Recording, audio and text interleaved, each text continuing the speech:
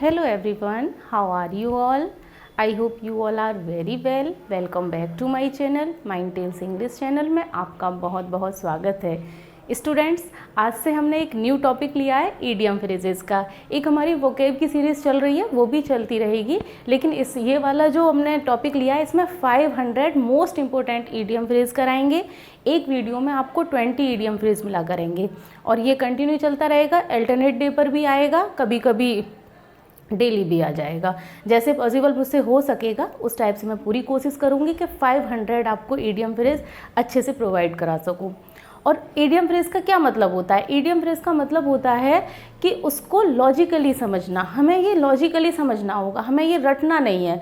हमें जैसे idiom phrase आ गया, एग्जाम में ईडियम फ्रेज आ रहा है और उसमें क्या होता है कि उसके 4 ऑप्शन भी होते हैं, तो हम उसमें अगर हम उसको लॉजिकली समझेंगे तो उसमें एलिमिनेट करके हम सही आंसर ईजीली टेक कर पाएंगे। Then without wasting time let's start. और ट्रिक से समझने की कोशिश करेंगे। पूरी कोशिश करूंगी मैं इस वीडियो में कि आपको ये वाले ईडियम फ्रेज 20 ईडियम फ्रेज इसी वीडियो में समझा सकूं, लर्न करा सकूं। चलिए कोशिश करते हैं। देखिए, फर्स्ट है अ मैन ऑफ स्ट्रॉ। तो इसमें सबसे पहले क्या करना होता है, हम इसका लिटरल मीनिंग निकालेंगे। अब देखिए, स्ट्रॉ मीन्स तो तिनका होता है, तो अब आप इसको लॉजिकली समझिए कि इसमें दे रखा है अ मैन ऑफ स्ट्रॉ, यानी कि तिनके का आदमी। ये तो कोई सेंस नहीं है, लेकिन इसको वैसे करके अगर हम सेंस निकालेंगे, तिनका यानी कि पतला होता है, कमज़ोर होता है बहुत ज़्यादा, तो इसका सेंस आ जाएगा कमज़ोर। A weak and cowardly person. I hope आपको समझ आया होगा जिस टाइप से मैंने ये ट्रिक लगाई है, समझाया है। और इसका रियलिटी से कोई भी लेना देना नहीं है। जो भी मैं समझाऊंगी ट्रिक के थ्रू समझाऊंगी, तो सिर्फ आपको वो सेंस लगाना है उसका। ये नहीं है कि उसको रियलिटी से जोड़ लो कि ऐसे हो गया ऐसे हो गया, ऐसा कुछ भी नहीं है। तो आई होप आपको ये लर्न हो गया होगा। A man of straw, a weak and cowardly person. तो यहाँ पे कमज़ोर व्यक्ति भी लिख सकते हैं, कमज़ोर व्यक्ति। नेक्स्ट देखिए, अ मैन ऑफ लेटर्स। अब देखिए, अ मैन ऑफ लेटर्स, लेटर्स का जो यूज़ होता है वो होता है लेटर, वो लिखने वाला नहीं है। लेटर्स का यूज़ होता है विद्वान लोगों के लिए, जो ज़्यादा एजुकेटेड होते हैं उन लोगों के लिए यूज़ होता है। तो इसका तो सीधा सीधा मीनिंग आ रहा है a well educated and wise person, यानी कि विद्वान।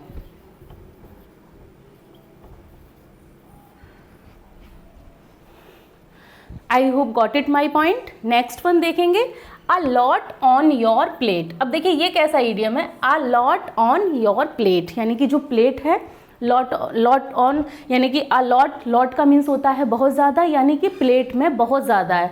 तो इसका सेंस कैसे लगाएंगे, ऑप्शन देखकर भी लगा सकते हैं। तो इसका मतलब हो गया कि जैसे प्लेट में बहुत ज़्यादा सामान रखा हुआ है, तो जब बहुत ज़्यादा सामान रखा रहेगा तो जिस व्यक्ति की वो प्लेट होगी और उसमें बहुत ज़्यादा सामान रहेगा, तो उसकी रिस्पॉन्सिबिलिटी रहेगी कि वो कहीं ख़राब ना हो, गिरे ना। तो इसका मतलब है कि उसके पास बहुत सारी जिम्मेदारियाँ हैं। आप इसको इस टाइप से रिलेट कर सकते हैं, हैविंग मैनी रिस्पॉन्सिबिलिटीज़। इसका मीन्स हो गया अ लॉट ऑन योर प्लेट, का मीन्स हो गया हैविंग मैनी रिस्पॉन्सिबिलिटीज़। आशा करती हूँ आपको समझ आया होगा। आप हिंदी में भी यहाँ पे चाहेंगे तो लिख दूँगी, बहुत सारी जिम्मेदारियाँ। 1 मिनट स्टूडेंट्स।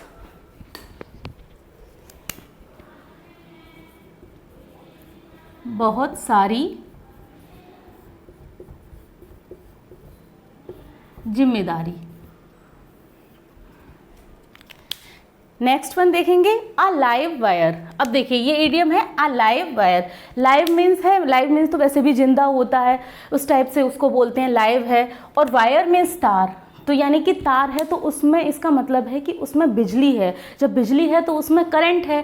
तो इसका मीन्स पर्सन से रिलेट करेंगे, a person who is full of energy, यानी कि लाइव वायर का मीन्स हो गया a person who is full of energy, यानी कि एनर्जी, जिंदा दिल आदमी जो कि हर समय एनर्जेटिक रहता है, उस व्यक्ति को बोलते हैं a live wire. I hope आप इसको रिलेट कर पाए होंगे अच्छे से जो मैंने बताया है। नेक्स्ट देखेंगे, लिटिल बर्ड टोल्ड मी। अब देखिए लिटिल बर्ड टोल्ड मी, छोटी सी चिड़िया ने मुझसे कहा। इसका मीन्स ये हो गया कि छोटी सी चिड़िया है, उसने मुझसे कहा।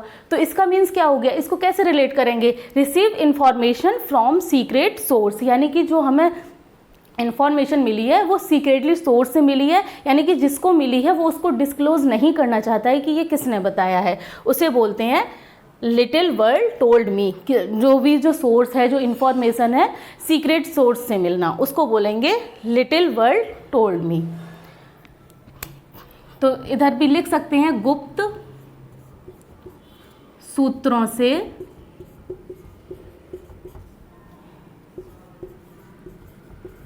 सूचना मिलना।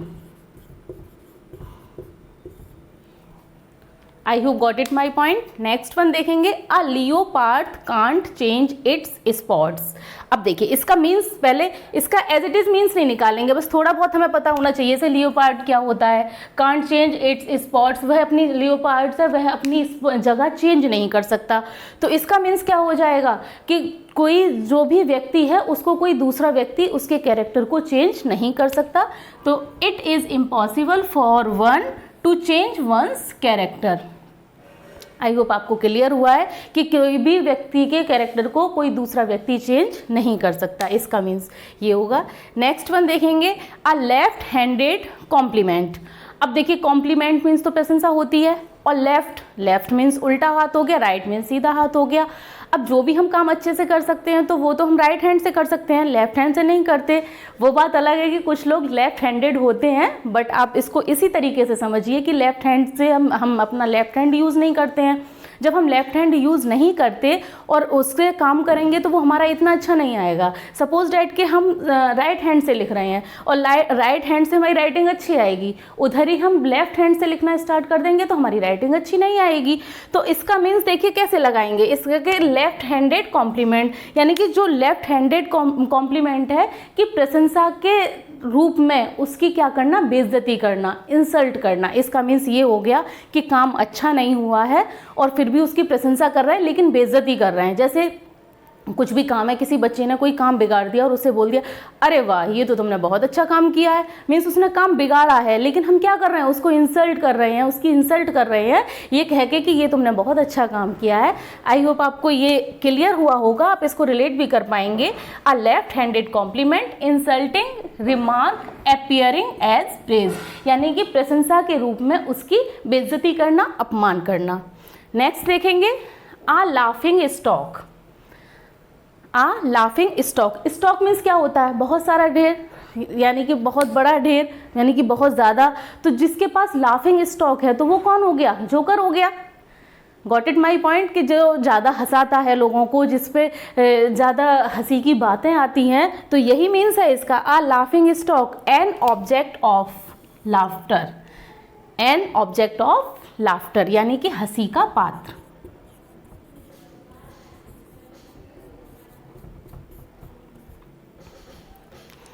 नेक्स्ट देखेंगे, a kick in the teeth. अब देखो इसको कैसे रिलेट करेंगे, ये तो ज़्यादा नहीं आया था मुझे भी समझ में कि इसको मैं कैसे रिलेट कर पाऊंगी, लेकिन तब भी आप ऐसे समझिए, आ किक इन द टीथ, यानी कि जब हमें कोई भी बड़ी असफलता मिलती है तो उसमें हम ये कहते हैं ओ शिट यार, तो थोड़ा दांतों को दबा देते हैं। तो यही हो गया आ किक इन द टीथ, इस टाइप से आप याद रखेंगे।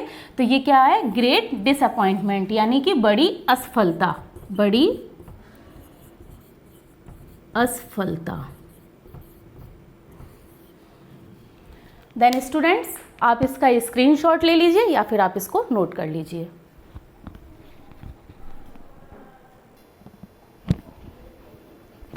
स्टूडेंट्स नेक्स्ट वन देखते हैं। देखिए नेक्स्ट वन क्या है, आ लेम एक्सक्यूज। लेम मीन्स क्या होता है, झूठा होता है। लेम मीन्स झूठा, यानी कि झूठे बहाने। जो झूठे बहाने होंगे वो अनसेटिस्फैक्ट्री होंगे, तो यही इसका मीन्स हो गया अनसेटिस्फैक्ट्री एक्सप्लेनेशन।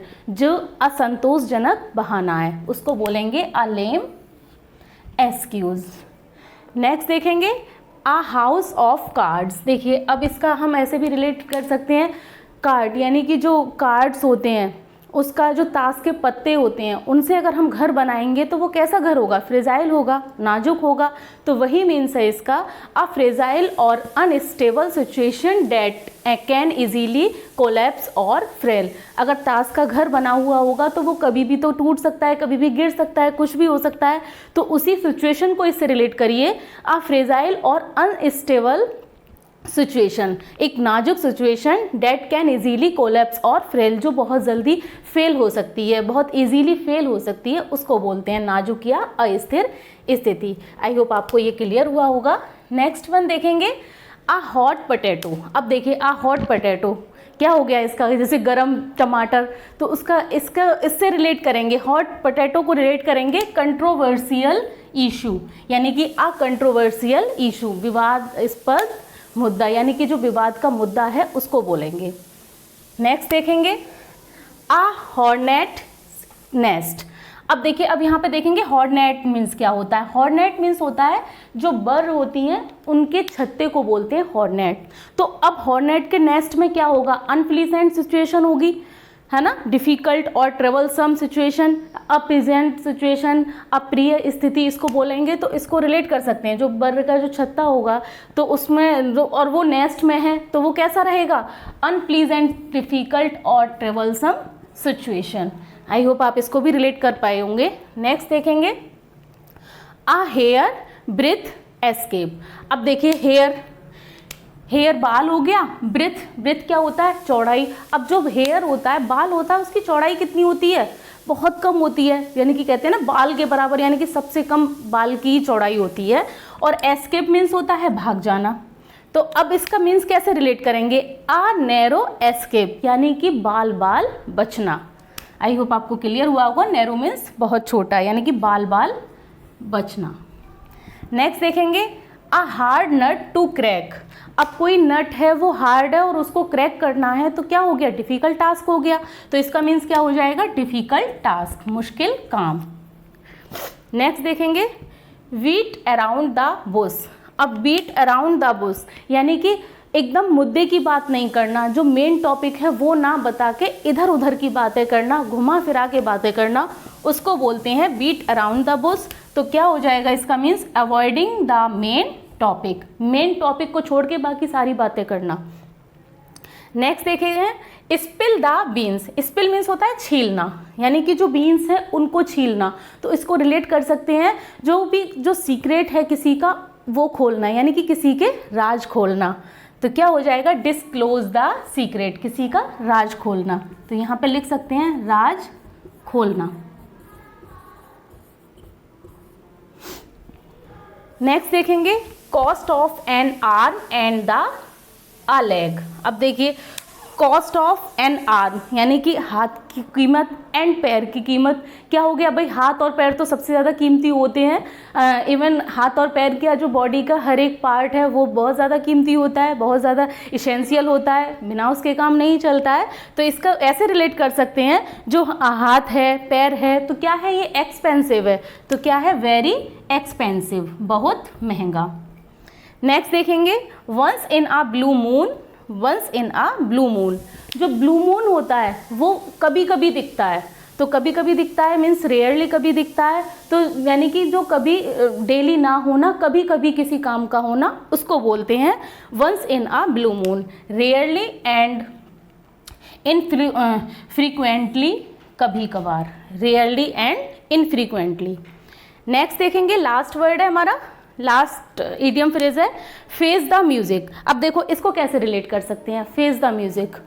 अब हमारे सामने कुछ भी, कोई गाना अगर कोई चला रहा है, इसको ऐसे रिलेट करिए कि कोई गाना अगर कोई चला रहा है, अगर वो हमें अच्छा नहीं भी लग रहा तब भी हमें सुनना पड़ेगा। तो इसको ऐसे रिलेट कर लीजिए, to accept punishment for mistake, यानी कि जो हमने गलती की है उसके पनिशमेंट को एक्सेप्ट करना। अब हमें पनिशमेंट मिल रहा है कि जो हमें गाना नहीं अच्छा लग रहा वो भी हमें सुनना पड़ेगा, तो वो एक पनिशमेंट हो गया। इसको इस टाइप से याद करने के लिए रिलेट कर सकते हैं। तो किए का परिणाम भुगतना। देन स्टूडेंट्स, ये 20 इडियम फ्रेज हो गए, 20 नेक्स्ट वीडियो में आएंगे। और इस तरीके से ही हमारी जो ये सीरीज़ है ये चलती रहेगी और 500 इडियम फ्रेज की रहेगी। तो ये वीडियो लेक्चर आपको कैसा लगा और इडियम फ्रेज किस तरीके से मैंने समझाए हैं, कैसे लगे हैं, आप कमेंट करके ज़रूर बताइए। मिलते हैं नेक्स्ट वीडियो में। Thanks for watching this video.